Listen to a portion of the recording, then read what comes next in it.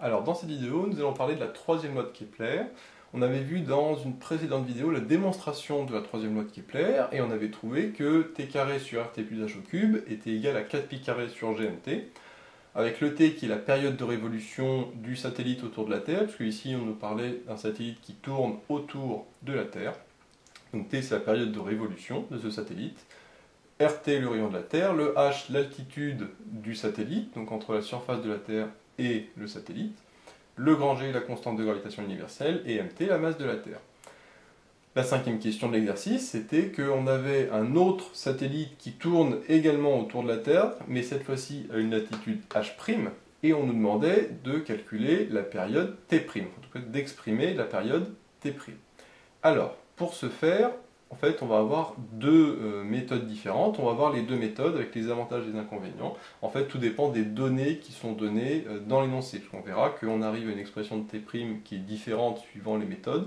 Et donc, suivant les données qui sont données dans l'énoncé, on utilisera l'une des deux méthodes. Alors, ici, il faut bien voir que cette formule, t carré sur rt plus h au cube égale 4pi carré sur gmt, cette formule est vraie pour tous les satellites, mais qui tournent autour de la Terre.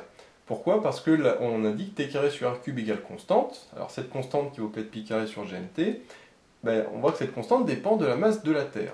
Donc si on prend un satellite qui tourne autour de la Terre, il n'y a pas de problème. Par contre, si on prend un satellite qui tourne autour de Mars ou de Vénus, par exemple, ici ce sera la masse de Mars ou la masse de Vénus. Donc la constante ne sera plus la même, et donc le t carré sur r cube ne sera plus constant. En fait, tout dépend de la planète centrale. Si on prend plusieurs satellites qui tournent autour de la même planète, il n'y a pas de problème. Par contre, si on prend un satellite qui tourne autour de Mars et un satellite qui tourne autour de Vénus, à ce moment-là, le t carré sur r cube est constante, ça c'est plus vrai. Donc la troisième loi de Kepler s'applique pour des satellites qui tournent autour de la même planète centrale. Donc ici c'est le cas, puisque cet autre satellite tournait également autour de la Terre, tout comme le premier satellite. Donc ce qu'on peut faire, c'est directement d'appliquer la formule ici, avec le t et le h, qui valent t' et h', puisque le t et le h sont la période de révolution du satellite et l'altitude du satellite. Donc ici c'est pas t et h, c'est t' et h'. Donc on peut tout simplement dire que t' carré sur rt plus h' du coup au cube est égal à 4pi carré sur gmt. Donc ça on a le droit puisque on est toujours dans le cas d'un satellite qui tourne autour de la Terre. Maintenant moi je cherche t', donc je peux tout simplement isoler mon t' en passant le rt plus h au cube de l'autre côté, et donc ça me donne t' carré qui est égal à 4pi carré fois rt plus h' au cube, et le tout divisé par gmt. Ça, il n'y a pas de problème particulier, j'ai juste passé le rt plus h' à droite. Alors là, je peux aller un petit peu plus rapidement, puisque t' carré, pour enlever le carré, il faut que je prenne la racine. Donc j'ai tout simplement t' qui est égal à racine de tout ça. Alors normalement, en maths, il faudrait faire t' égale racine de ça ou moins racine de ça, sauf que t' c'est une période, donc c'est forcément positif, donc du coup il n'y a pas moins racine de 4pi carré, etc. Bon, ici, comme on est en physique, on peut aller un peu plus rapidement, parce que c'est pas le but, en physique, généralement, il n'y a pas ce problème de racine ou moins racine, puisque généralement toutes les valeurs sont positives. Donc là, je vais un petit peu plus rapidement, parce que c'est pas le but ici. Maintenant, ce qu'on peut faire, c'est simplifier un petit peu cette expression, puisque racine de 4pi carré, ça nous donne 2pi. Le rt plus h' au cube, en fait, racine c'est puissance 1,5, donc si je mets avec le 3, avec le cube, ça me donne puissance 3,5. Ça me donne rt plus h' puissance 3,5. Et racine de gmt, en dessous, je peux laisser racine de gmt ou gmt puissance 1,5. Donc soit je mets cette expression-là, qui est un petit peu plus simple, ou je peux laisser cette expression et il n'y a pas de règle, puisque de toute façon c'est juste une simplification, mais qui, on voit, n'apporte pas grand-chose, si ce n'est de se débarrasser de la racine, et encore, puisqu'elle se retrouve de toute façon au dénominateur. Et donc voilà, j'ai une première expression du t', en fonction de h', donc ici qui est une donnée de l'énoncé. le RT qui peut aussi être donné dans l'énoncé, le G et le NT qui peuvent aussi être donnés dans l'énoncé. Donc si on me donne toutes ces valeurs, à savoir RT, H', G et NT, eh ben, je peux utiliser cette formule-là, donc le 4pi carré sur GNT, pour trouver l'expression. L'inconvénient de cette formule, c'est que j'utilise la valeur de la constante, 4pi carré sur GNT. Or, cette constante n'est pas donnée d'après la troisième loi de Kepler, puisque la troisième loi de Kepler nous dit juste que t carré sur r cube égale constante, mais ça ne nous dit pas que vaut cette constante. Ici, cette constante, on l'a trouvée avec la démonstration de la troisième loi de Kepler qu'on avait fait dans une précédente vidéo. Donc si on ne fait pas cette démonstration, normalement on n'a pas la constante ici. Donc comme je n'ai pas ça, je ne peux pas faire le raisonnement. Donc voilà l'inconvénient de cette technique, c'est qu'elle utilise la valeur de la constante de la troisième loi de Kepler, mais qui n'est pas donnée dans la loi. Donc si on l'a, tant mieux, si on ne l'a pas, tant pis, et à ce moment-là, on passe à une autre, la deuxième méthode, qui est assez différente, on va voir, mais normalement on trouve la même chose en termes de résultats au niveau de l'application numérique. Donc ici on ne nous a rien donné comme application numérique, donc on ne peut pas faire, mais on va trouver ici une autre expression, parce qu'on sait que d'après la formule, que t carré sur r cube égale constante. Donc ça c'est d'après la troisième loi de Kepler, avec le r qui vaut rt plus h.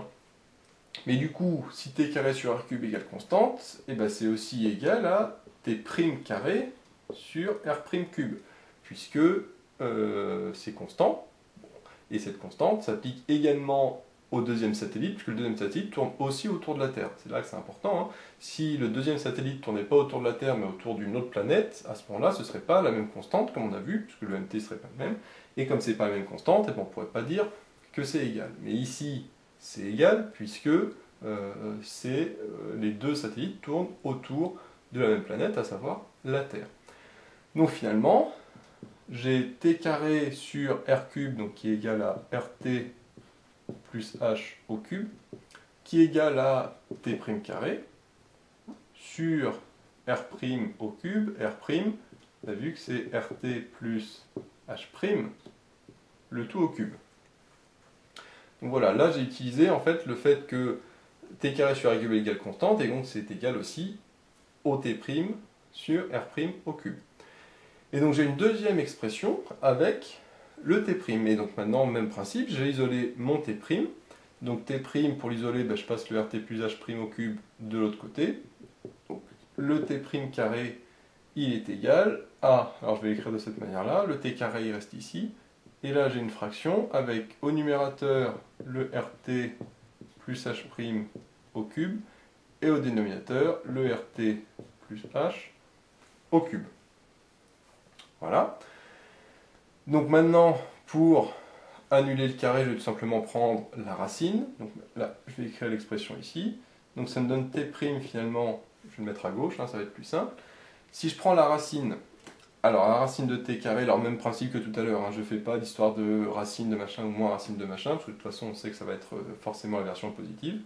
Donc racine de t carré, alors normalement, encore une fois, ça fait valeur absolue de t en maths, mais là on sait que c'est positif, donc ça me donne tout simplement t. Et racine de tout ça. Donc racine, normalement, de rt plus h au cube, rt plus h prime, pardon, au cube, sur rt plus h au cube. Alors comme les deux sont au cube, je peux tout simplement regrouper en une seule fraction en disant que c'est rt plus h' divisé par rt plus h et le tout au cube, avec du coup une grande racine qui prend tout. Donc là, j'ai tout simplement regroupé rt plus h' au cube sur rt plus h au cube en une seule fraction au cube, ça c'est formule de maths, et donc finalement j'ai racine de la fraction au cube. Alors, la racine, je sais que c'est puissance 1,5, donc éventuellement, je peux l'écrire sous une autre forme en disant que c'est puissance 3,5, parce que c'est 3 fois 1,5, ça fait 3,5. Donc t fois rt plus h' sur rt plus h, et le tout, puissance 3,5, puisque au cube avec la racine en demi, ça fait 3,5. Donc là, c'est très facilement vérifiable que c'est homogène, puisque rt plus h', ça c'est en mètres, divisé par rt plus h, c'est en mètres aussi, donc des mètres sur des mètres, c'est rien du tout, sans unité. Puissance 3,5, bah, ça fait toujours sans unité, donc tout ça c'est sans unité. Le t est en secondes, seconde fois sans unité, bah, ça fait des secondes, et le t' est bien en secondes, donc cette formule est bien homogène. Et donc maintenant, bah, j'ai plus qu'à remplacer avec les valeurs de t, rt, h et h' qui nous sont données dans l'énoncé. Alors, c'est là qu'on voit l'intérêt de cette autre méthode, c'est que déjà, il n'y a pas besoin de savoir que vaut la constante. Donc là, on utilise vraiment la troisième loi de Kepler, qui nous dit que t carré sur r cube égale constante sans nous dire que vaut cette constante. Et l'intérêt, c'est que on ne donne pas la constante, mais on a quand même une expression avec ce que l'on cherche, le t'. Et là, à la différence de la méthode précédente, c'est que le t', on l'a en fonction du t, du rt, du h' et du h. Alors que tout à l'heure, on l'avait en fonction du rt, du h', du g et du nt. Donc on voit que les constantes, les valeurs que l'on trouve ici sont différentes, parce qu'ici on utilise le t et le h, alors que tout à l'heure, dans la première méthode, on n'avait pas le t et le h. Donc tout dépend, en fait, de ce qui est donné dans l'énoncé. Si dans l'énoncé, on nous donne le t, le h, le rt et le h', on va utiliser cette deuxième méthode. Si par contre, dans l'énoncé, on nous donne ni le t, ni le h, mais qu'on nous donne le g et le nt, à ce moment-là, on utilise la première méthode que l'on a vue tout à l'heure. Donc voilà deux méthodes différentes pour trouver la période de révolution du nouveau satellite en connaissant l'altitude du nouveau satellite. Donc voilà, rien de particulier, hein, c'est plutôt des maths à la fin. La partie vraiment physique, hein, c'est ici où on dit que t carré sur r cube égale constante, et donc égale au t' carré sur r' au cube. Mais j'insiste encore une fois, hein, il faut que les deux satellites, donc le t et le t', tournent autour de la même planète, puisque cette constante, comme on l'a vu, dépend de la masse de la planète centrale. Donc si on a un satellite qui tourne autour d'une planète et un autre satellite qui tourne autour d'une autre planète, et bien ce raisonnement ne tient pas. Voilà. Alors que le premier raisonnement, lui, dépend que de la valeur de la constante. Si ça tourne autour de la Terre, on utilise la masse de la Terre. Si ça tourne autour de Vénus, on utilise la masse de Vénus. Si ça tourne autour de Mars, on utilise la masse de Mars, etc. etc. Donc voilà, ça c'est une autre application de la troisième loi de Kepler. Dans les précédentes vidéos, on avait vu la démonstration de la troisième loi de Kepler. Ça c'est un peu l'application de la troisième loi de Kepler, la plus fréquente qu'on peut trouver dans les exercices ou dans les contrôles. Donc voilà, j'espère que cette vidéo vous sera utile. N'hésitez pas à vous abonner pour être au courant des nouvelles vidéos qui sortiront. J'ai mis le lien vers l'énoncé de l'exercice dans la description avec d'autres exercices sur les lois de Kepler. J'ai également mis le lien vers la page Tipeee où vous pouvez soutenir Méthode Physique. Et moi je vous dis à bientôt pour une nouvelle vidéo.